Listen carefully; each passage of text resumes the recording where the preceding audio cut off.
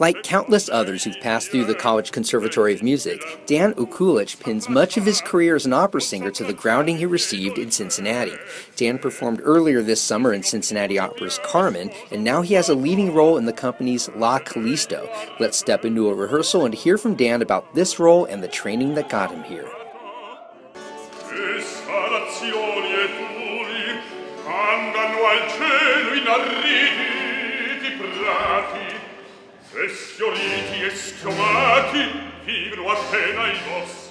This season is my first season back since I graduated from school and since I was a young artist.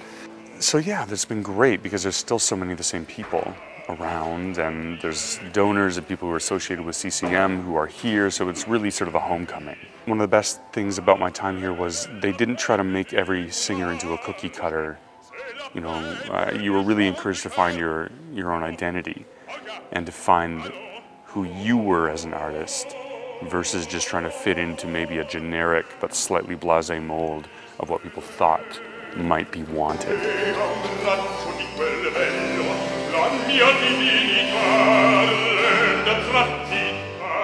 I just came from doing Carmen in the big house, which is big singing, full operatic singing. It's not that we're not doing full operatic singing in this, it's just that we have a lot more options.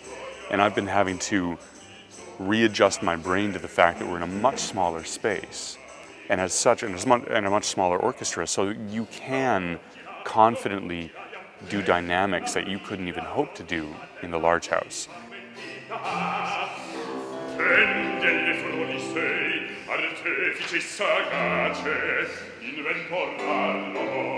My role probably becomes one of the more comedic because I am the one who dresses up in drag and tries to impersonate the goddess Diana for lecherous reasons. Although we want to, the thing about comedy is comedy comes from people taking themselves really seriously. So I'm not going for slapstick as much as just how ridiculous is it that the god of all gods is dressing up like another goddess in order to seduce a little nymph. I mean, it's completely absurd, but the only thing that's going to work is if I take that very, very seriously.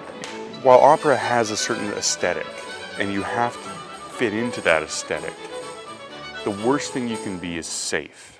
There's operatic conventions that we have to follow, but how do you find the wildness and the uniqueness within this highly structured sort of art form?